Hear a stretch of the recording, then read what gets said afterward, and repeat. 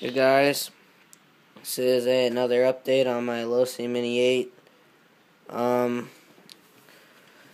so here is my Mini 8 without the body on it. It's pretty nice. I guess still have some parts coming in. And then, so we'll start off with the remote and receiver first. Get the car spun around. Remote is your standard 2.4 gigahertz. Spectrum. Oh, the receiver spectrum, but it's basic Losi radio. You have your dual rate, steering trim, throttle trim, on off. And the nice thing about this is it actually only takes 4 AA's, which if you want to, which probably will be too much power for this remote, you can always solder connectors onto there and put a receiver battery, a LiPo in there. One thing with this, you want to have junk the batteries that come for it. They suck. Get better ones because you'll get farther range. And the receiver is your so I can pull these wires up. Alright, it's just your Spectrum SR300 receiver. I actually have a antenna tube running out of it. It's not a normal antenna tube. It's actually your can of air antenna tube. And then the batteries over here, I'm running Gens Ace 1800 2-cell with Dean's connectors. And then these are my body clips. I don't know why I have these up here, but get ones with tabs because when the body's on there, they're really hard to pull off if you don't have tabs. And then my body, I'll do this really quick. Antenna tube hole. I actually have some stuff drilled in the front for airflow. My body is cracked up at the front. You can kind of see it. Dean's connectors on here, of course. And then you have your ESC, a brushless ESC. It can handle up to 3-cell LiPos. It gets really hot though. And then your motor, 4500 kV brushless, 280 size motor, I think it is. I actually have duct tape on here because the back piece keeps coming off. I ordered a new motor because my shaft is bent, and it's really hard to bend it back. Carbon fiber front rear shock towers, hot racing. They're 0.5 millimeters thicker than Losi's brand, and they don't have all the holes cut in them in the middle, so they're more stable. My friend actually has the Losi carbon fiber front, and just to prove how strong carbon fiber is, he drove the car full speed on accident into a parked car tire, and it actually snapped the mount on the differential housing, or the case. It didn't snap the shock tower, it actually snapped the differential case. Easy fix. And one thing I recommend you buying with this car is a ball and stud set.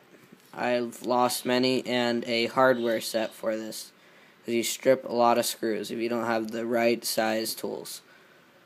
And next, shock problems everybody has. STRC aluminum shock caps, team associated shock eyelets. I haven't had any problems. You have a little bit of leaking at first from here, but I haven't noticed any recently. Servo is fairly good. The stock one, I actually broke mine from jumping about 15-20 feet into the air and landing flat.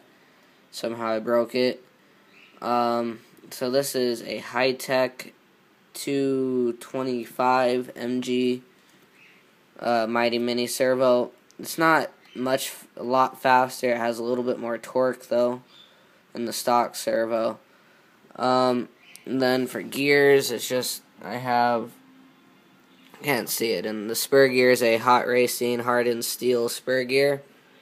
I only ran it yesterday just a little bit, just to see what the temperatures would be like. I put my finger on it after a lot of speed runs, and the thing was not hot at all, as you think it would. And it weighs more than the plastic, of course, but it's still, you won't have to worry about stripping that. You'll have to worry about pinion gear if your mesh isn't set right, which those are a lot cheaper and easier to replace than spur gears. Robinson Racing spur gear or pinion gear, it's a 12 tooth. I went down 4 teeth. I didn't know what size the stock was, but here in Arizona in the summertime, it's really hot, and I needed something. The car definitely goes slower, but I needed to keep my motor temps down a little bit. I think I actually overheated my motor, and that's why it's starting to break, because my shaft, I can actually move the pinion gear in and out. There, the shaft, and then the back plate keeps coming off. And then steel drive shafts all the way around are in dog bones. I actually have my buggy tires in my box, but these are Dynamite on-road tires. I love these things so much. They're definitely smaller, and these have, I think, a 9mm offset, which makes them a lot wider, and you can see everything, but I really love these tires. They're really great. And then I'll try to get the body on here, but the Gens Ace, the lipos, definitely get rid of that NIM pack that you get with the car. No good. Gens Ace lipos are like $10 on hobbyparts.com. That's why I ordered 2, so I can run. If they're $10, then I might as well.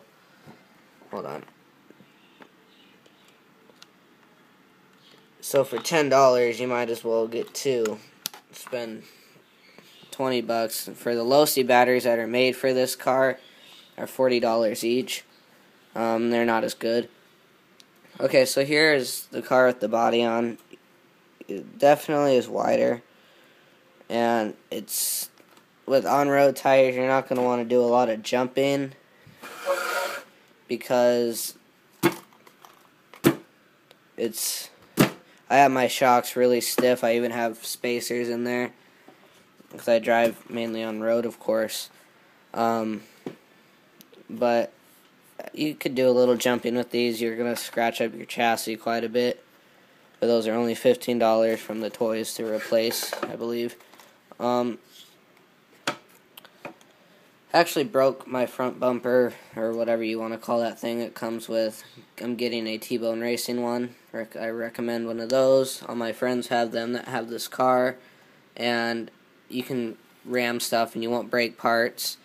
One thing you do need to watch out for is recommend, actually I'm gonna order one here next weekend, a aluminum suspension mount, because unless you have a soldering iron or you just want to keep buying plastic ones, but if you hit stuff, that pin will pop right out and it'll dig a deep groove into the sides of the suspension mount. I actually have a soldering iron, so I just soldered some plastic onto there, melted some plastic, so it works fine. I actually repaired this is my second piece I had to do it with, and I actually repaired that other piece too, not thinking that I had an iron before. So trying to think if there's anything else. Pull these clips off. And just look around to see. I kind of tidied up the wires a little bit so they're not all over the place. They're just kind of bundled up. I think that's about all. Alright. Thanks for watching.